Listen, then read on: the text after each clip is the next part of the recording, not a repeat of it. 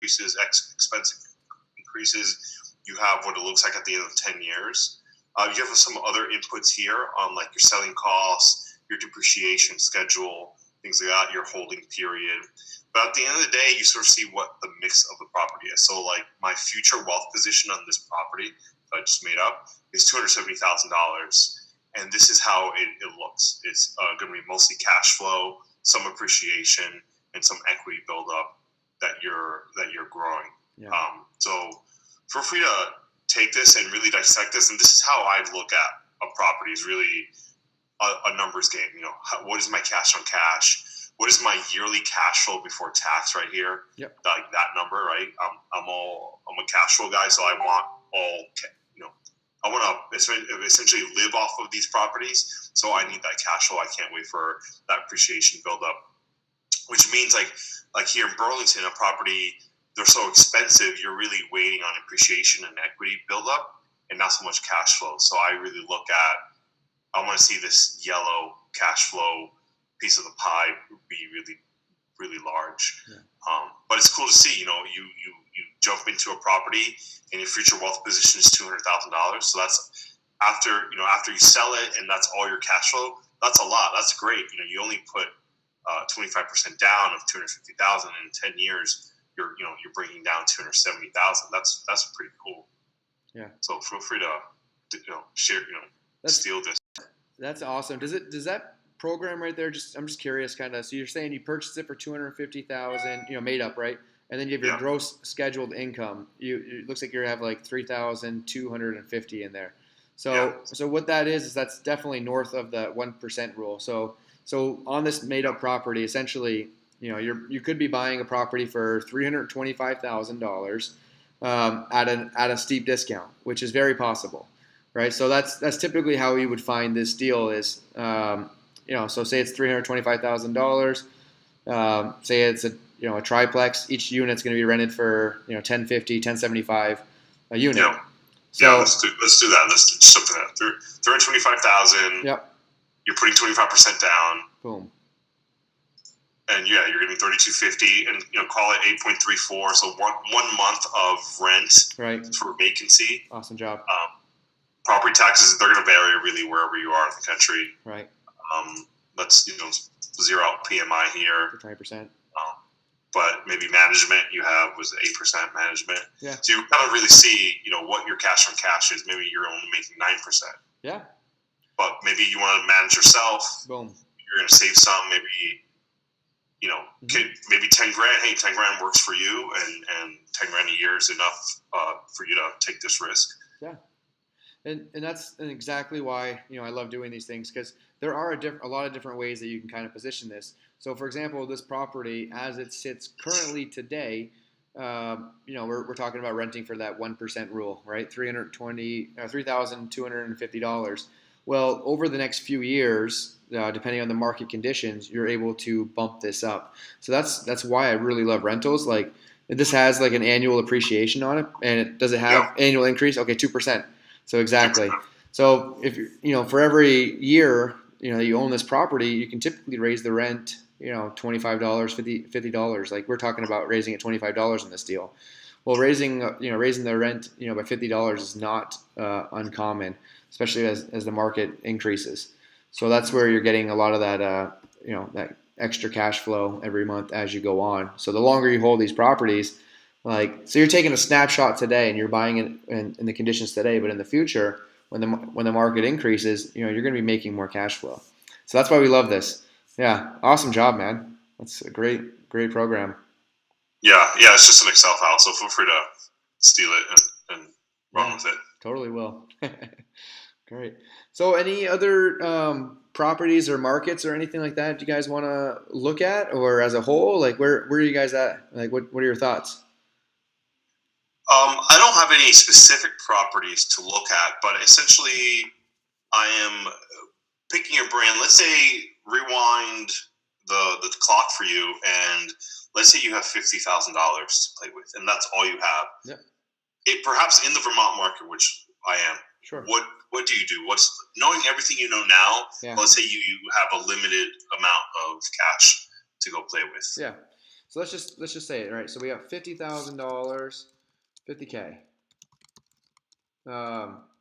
Okay, so I'm just gonna keep track here. So that means that we can do, if we fully leveraged it, we have two options. We can do, first option would be an FHA if you've never bought a property. So starting completely fresh. FHA loan, basically your first time home buyers, you can buy something at 3.5% down. Now, I don't know if you've used an FHA loan yet. Have you already done that, or you have? Yeah, I have done that. So Mitch, my story is I did an FHA on a house hack. Boom. New ski.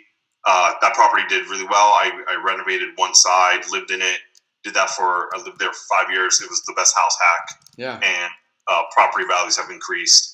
But then fast forward to last year, I pulled a HELOC out of it, Nice. and then purchased a property in Barrie, and did a BRRRR. Yeah. And the BRRRR wasn't 100% clean, but Yeah. essentially within 2 years, I will have all the cash flow within 2 years, plus the refinance that I did earlier in the year. I will have, essentially broken even on the property, which is great. To be in and out of the property within 2 years, I think it's pretty solid for me. Even though it wasn't the full BRRRR that I wanted,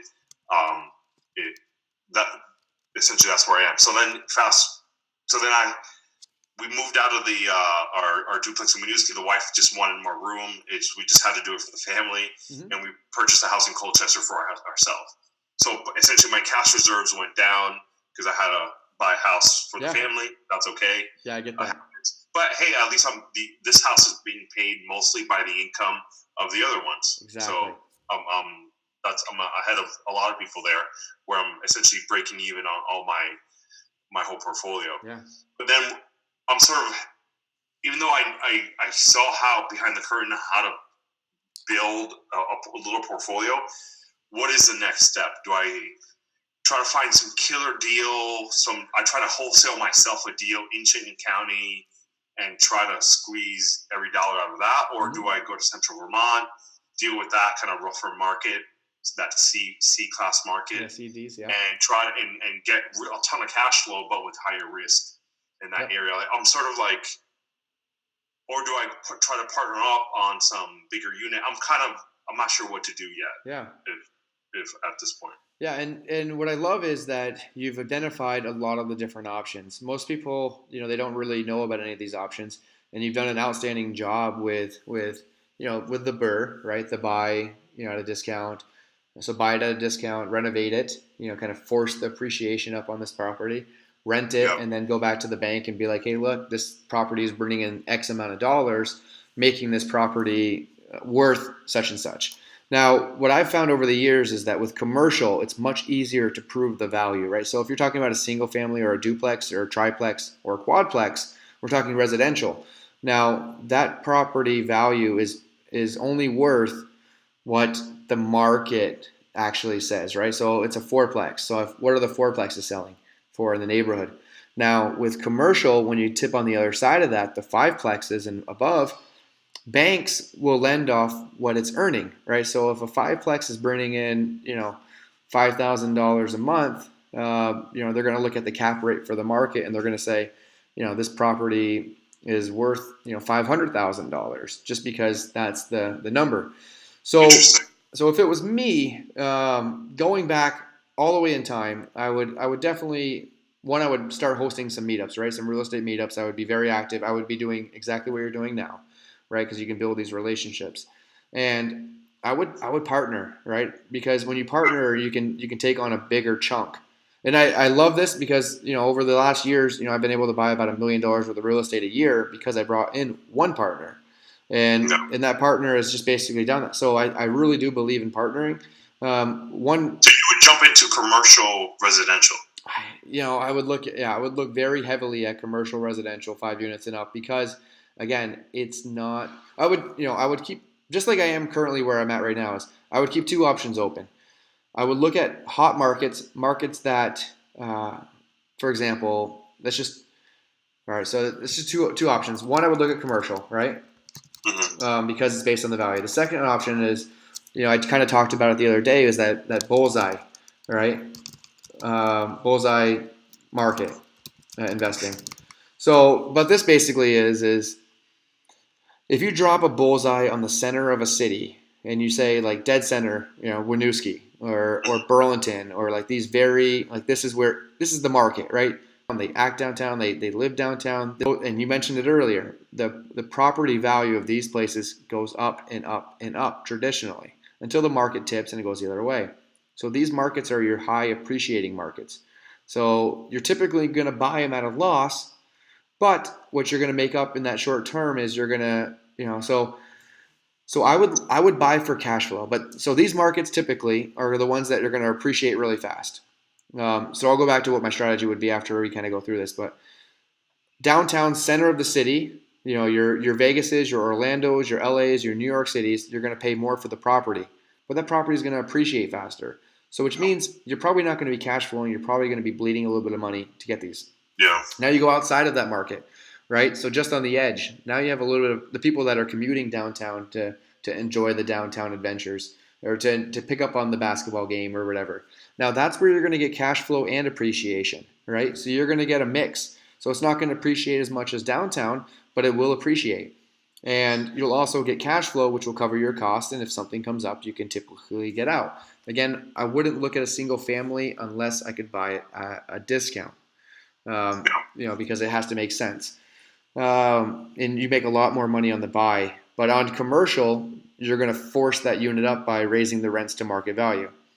Now, the third market, and it's outside of that, your berries, your very rural areas where the population may be tipping downwards. People are begging to get out of there, but the people that are there are usually stuck there and they're stuck paying rent. Right now, you can buy these properties at a discount. Your Ohio markets, your Pennsylvania markets, your Indiana, your Kansas cities. So these markets that aren't typically growing markets like downtown cities are, like people are swooping towards these cities, you're going to get much more cash flow. So I would focus on looking at some properties that have some cash flow, right? Because cash flow is king, right? If you can get a little bit of cash flow, that's very powerful. But I would try to stay in that market where you're going to get cash flow and appreciation. So I would keep that in mind.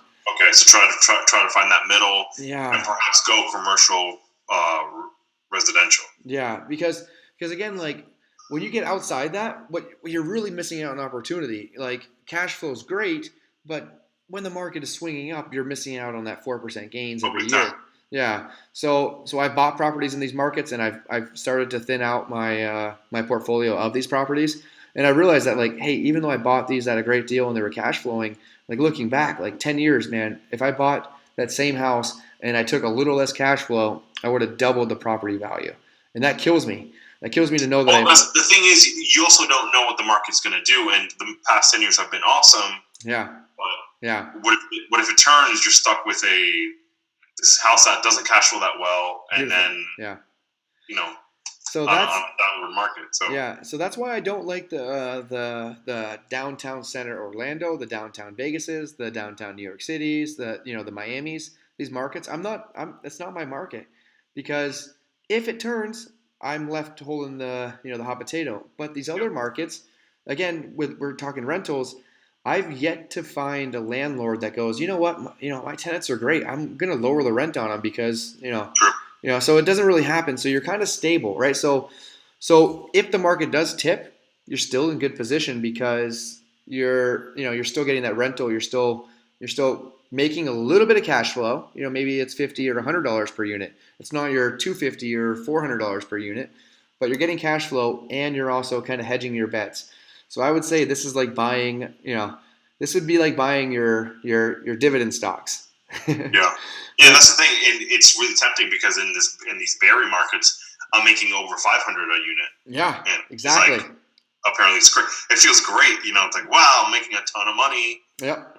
On just on these properties, and my strategy for these was buy something that was run down. I literally bought a crack house. Sure.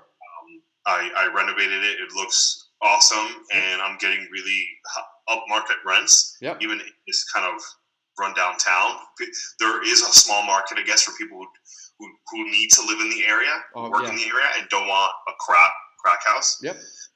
So I'm doing that. My issue with the burr, which was funny that you said, is that I'm a math guy, and I did I raised rents. My cap rates Yeah. said the appraisal value should be this. Yeah.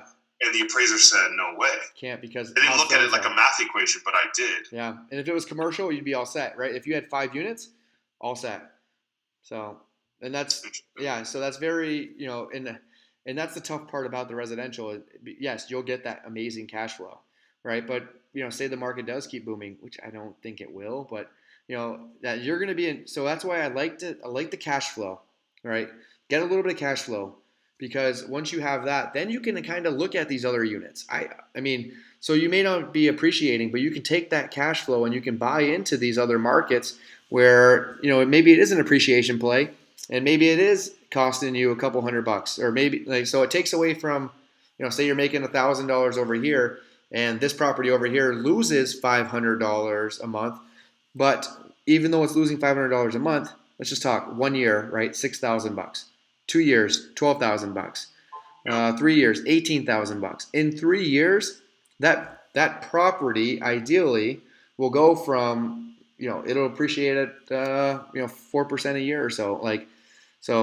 But you're talking about the big side of it, right? So even though you're missing out on 18,000, but 4% of $300,000 house adds up pretty quick. So yeah.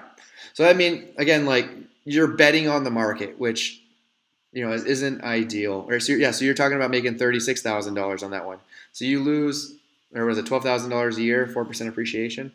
But the thing is, I think it grows a little faster than the average 4% in some of these markets. Right? If you look at Denver, I mean, property values went up almost 20% a year, kind of thing. That's crazy. Yeah, it's insane. So some of these downtown markets will appreciate that fast, while your average market will have that 4% gain. So now you're betting it, yeah. So now, finding these properties, you see what comes across the MLS. Of course, people try to get top dollar on these retail properties. Would you skip that and sort of try to create a deal out of thin air? Try to cold call people. Try to really, find, look through in between the lines and see who could sell you a property at a good discount. Right. Have you done that before? Yeah, so there's 2 things that I look for, right? And when it's on the market, everyone's looked at it, right? So if you had a duplex, and Ben and I were both looking for duplexes, and we couldn't find anything, and you posted a duplex, well, day one, if it's a hot market, we're both going to be bidding on it. We're going to overpay for it, right? Because we're in that market. So on the seller side, it may be worth it. It's much better to go after something that's maybe been on the market for a longer period of time, right? Maybe it's been on the market for 90 days, right? So now the seller is getting frustrated. Now they're upset. You can write a lower offer on it, right? It's, I would say, especially if you're working with an investor realtor or an investor agent, look, the numbers are this. I want to tell them I'll pay, 20% below what the numbers work for. They may say no, right? But get it under contract, right? Because otherwise you're just gonna miss. So you need an agent that's willing to write up some deals, and sometimes those are agents that have an admin. It puts their admin to work, right? So an independent agent, one person, a single shooter, isn't going to do this for you, because they're out there trying to grind, they're trying to make it. But if they have a team, then they're going to be able. If they have the team, then they will go after these bigger deals, right? They're like, hey, just write it up, put it in, send it over. If they get back, at least we can negotiate. So what would I do? I want to make sure it's clear that there are deals still found on MLSs in markets, because, again, sometimes sellers don't know where else to put it and they go directly there. If it was me, ideally, again, hosting meetups and stuff like this, and training people to tell you what you're looking for, right? When you become the lighthouse, your insurance, and you build this team, your insurance agent is going to say, hey, look, I got a guy, he wants, I bought 2 properties directly from, just insurance agents and people that knew that I was an investor. When you become the lighthouse, people start to bring you deals. I've also had, a mortgage banker, a lender, bring me deals directly. If someone comes in, hey, I'm thinking about refinancing or selling it, right? Oh, you know what? Let me run this past someone. He might put you an offer right now, right? So I get to see these things before they even make a decision. So that comes down to the networking and building your digging your well, right? Making sure people know what you're doing, making sure Yeah, people know you're definitely. an investor. And going to meetups and networking and just letting people know that you're an investor. So when you can get off-market deals, you're going to get a direct to seller. You're going to save so much more money. Yeah, definitely. Yeah, it's Hey, Mitch, ideal. I'm gonna record this call. Look, we haven't been recording, so I'm just gonna hit the record button That's fine. Perfect. and send that to you. Now, can you talk about a little bit about value plays where you buy a duplex and maybe add a room or build from scratch? What are your thoughts in this market in doing like forcing that? With because you need a lot of capital. You can't just buy and sort of sit back. You buy it and then you have a big construction period. Mm-hmm. Have you done that? What does that look like? Yeah, so I've bought single families and turned them into duplexes just because it was an easy split. It does take a few months with development review board, but when you do that, again, you're taking a property that could be making say $1,600 a month, and you're bringing it up to $2,400 just by putting up a couple walls and a new electrical panel. So you're really increasing your cash flow for the same square footage. So it is a good deal. Now, just recently, I watched a good friend of mine downtown city. And it was about each one of these units were 2-bedroom, 1 baths, and it's a college town.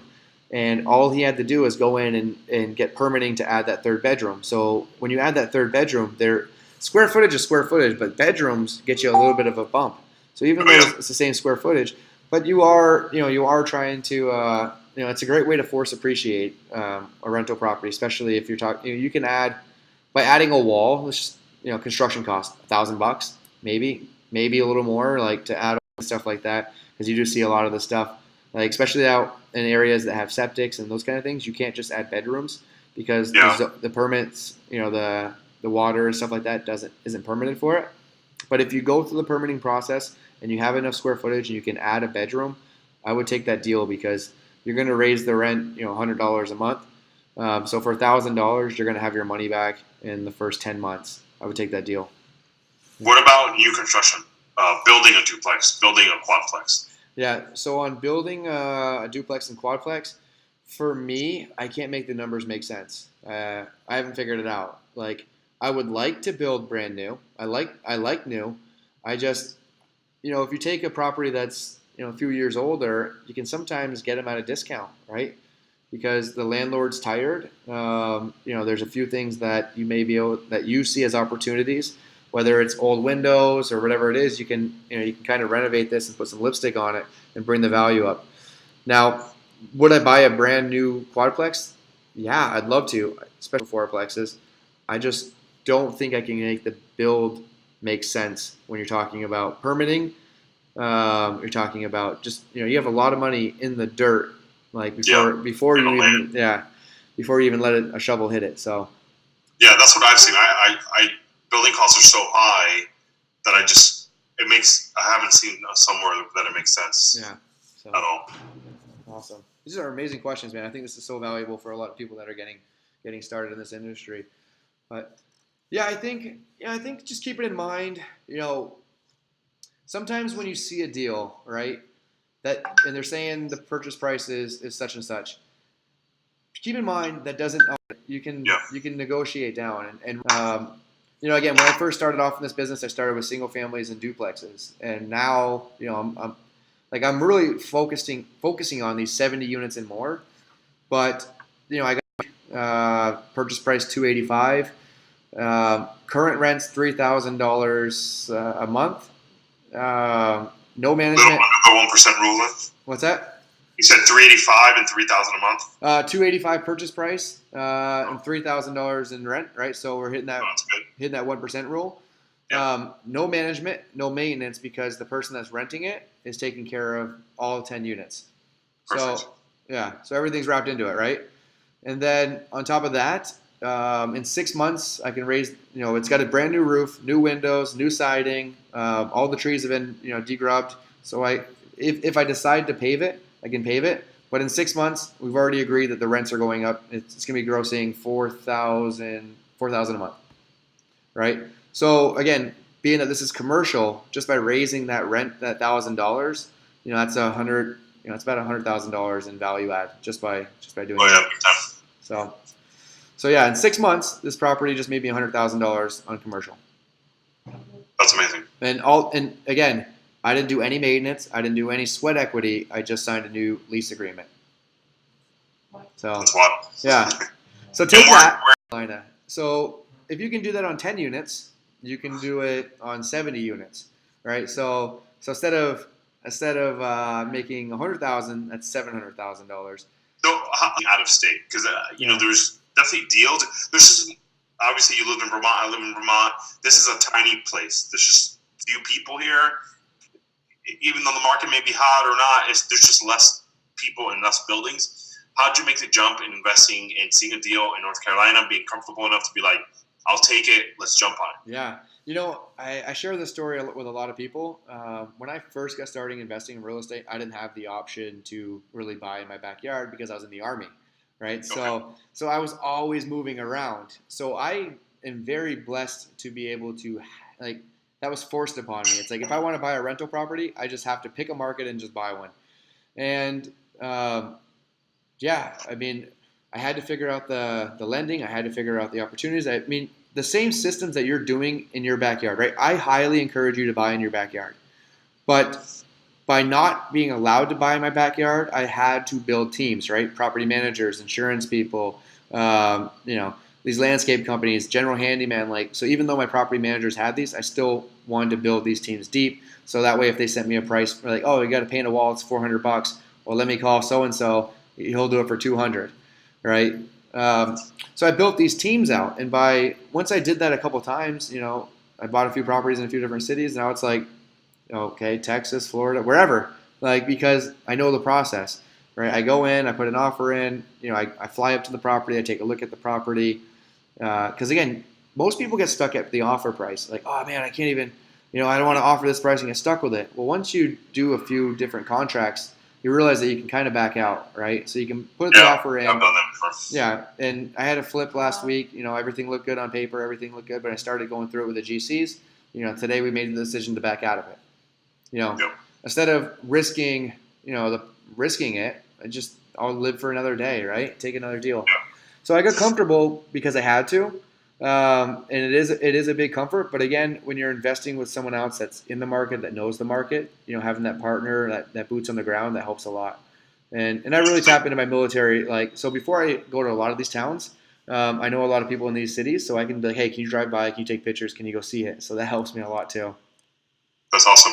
I think my holdup is on the renting side. Once you buy property, I understand the deal, the structure of the deal. I understand building that network in that, say, in some town in North Carolina where you find a good deal. It comes to the renting side. How do you trust a property manager who's going to find a tenant who's going to care as much as you do? Because you renting it, you seeing somebody's space that's the best way to vet somebody. But giving the keys to a property manager who's going to pick somebody, maybe doesn't have time or doesn't care, and the tenant destroys, that's just money out of your pocket. How do you find that person who's going to care for you as much as you do? Yeah. Or it's a numbers game and you need scale and you're going to take some losses? Yeah, it's a little bit of both. But my best advice is to call around, right? Interview a few different property managers and get referrals, right? So if you can call a couple of different realtors, a couple of different brokers, commercial brokers, ask them like, hey, do you know any good even if you already have someone identified, like, and they're saying, hey, look, you got to work with Tom. He's great. Well, start asking around, like, hey, so talk to a broker, you get property managers, and like, oh, they recommended Tom. Oh, they recommended Tom. Oh, they recommended Ben. Okay, so these are my guys, and then interview them. And these properties in different areas, I still have 2 or 3 different names on my list. So if something comes up, like, I don't know if this isn't working out, I'm going over to this property management company. So building that team and building deep roots in the market, so that way you don't get burned But yeah, I'm more of an asset manager. I view myself as an asset manager, right, more than a property manager. Like, I'll be honest, like, writing leases and dealing with tenants, like, I have a few tenants that still to this day, will like message me, and it's like, what? Just, dude, like, I don't know, man. I can't tell you how to do your dishes. Like, if there's bugs and flies flying around, do your dishes. You know what I mean? What do you want me to do about the flies inside your house, man? Right. Yeah, that's where I would like to be. Yeah, that'd be ideal. But there's like a trust thing, making sure that Yeah. because it's And yeah, so it averages out, right? So how much is your time worth? This is the big one, right? So you're talking about 8% of the deal. So let's just call it 10% on 3,000, like we were looking at earlier. That's $300 a month. Like, yeah, is your $300 a month? Now, average it out, right? Are you going to spend more than 3 hours of your time looking at this property every month, like answering phones, answering headaches? Can your time be better spent somewhere else? So there is a tipping point, right? Self-manage what's in your backyard when you can. Once you get the tenants in, you can view their face. You got 12 months to work on it, and if you get a good tenant that's going to be there for a couple years, 3, 4, 5 years, dude, you're smooth sailing, and you don't have that extra bleed cost. Partner, right? So again, going back to this partnership, when you have a partner with someone that owns equity in that property, like I can deal with a headache when I have time, and he can deal with a headache when he has time. Self-managing, I would rather pay a property manager because they have the leases, they have the contracts, they have the attorneys, they have the you're whole right. the whole team. Yep. Good question. So how do we find more deals, right? How are you finding your deals? Me right now? Yeah.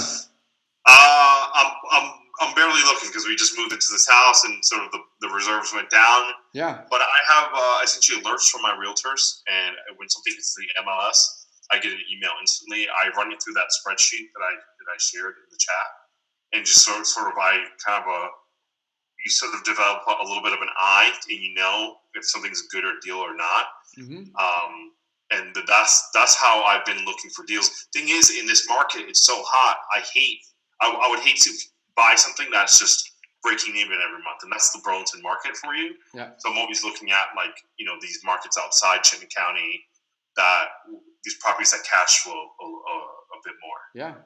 So so I'm not looking for deals, but I need to sort of get back on the bandwagon and say, hey, I'm gonna perhaps now look at commercial residential and try to partner with somebody. I need to sort of see what my next step is, because that BRRRR that I did, it was a ton of work. It was a huge time sink on a duplex in Barrie. So it was far.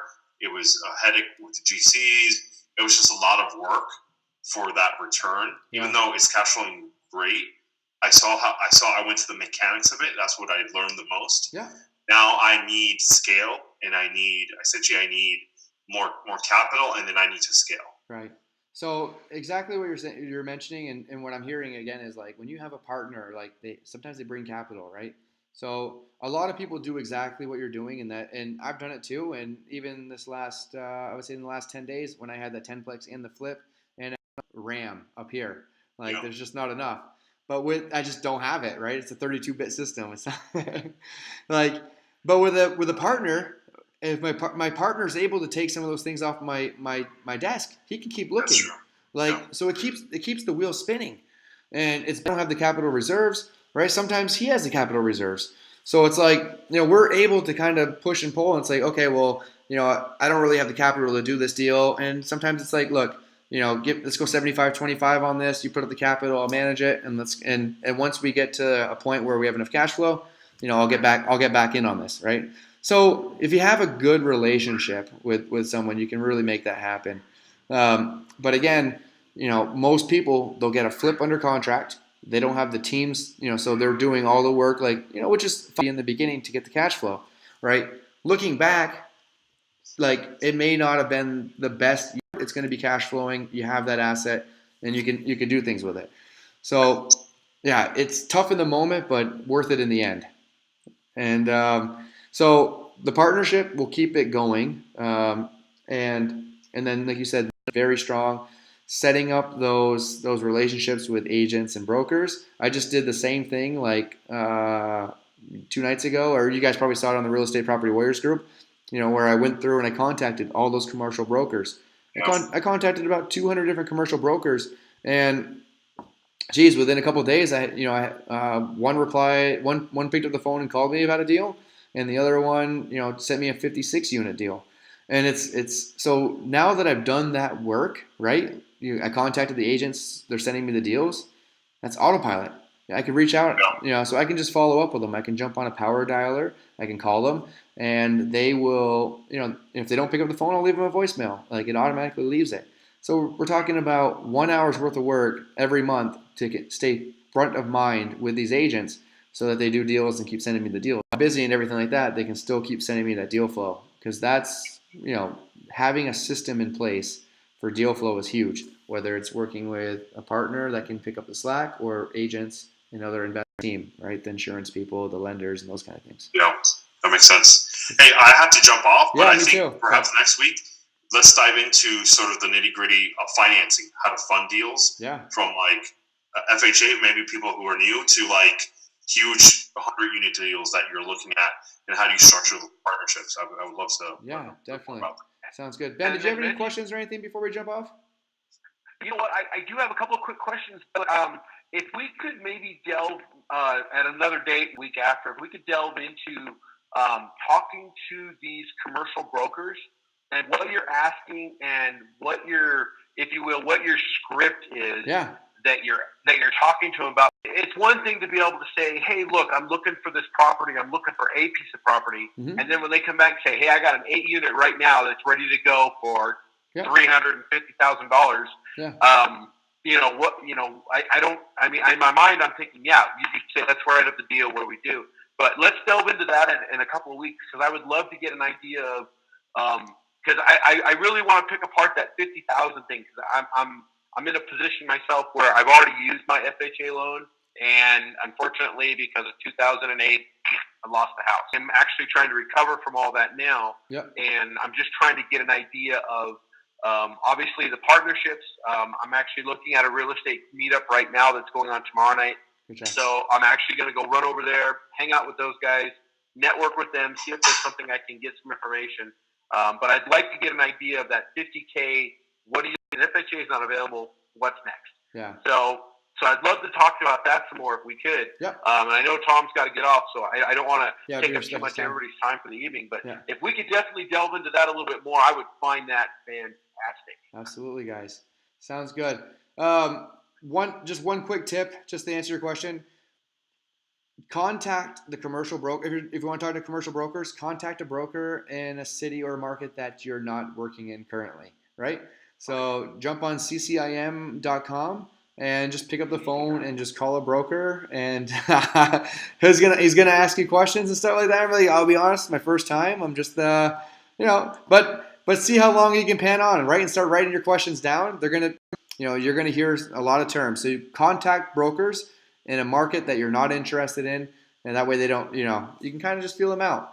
They're gonna talk about cap rates, NOI, vacancy, and a few other different terms, right? But yeah, that's my advice. But we'll chat soon on this.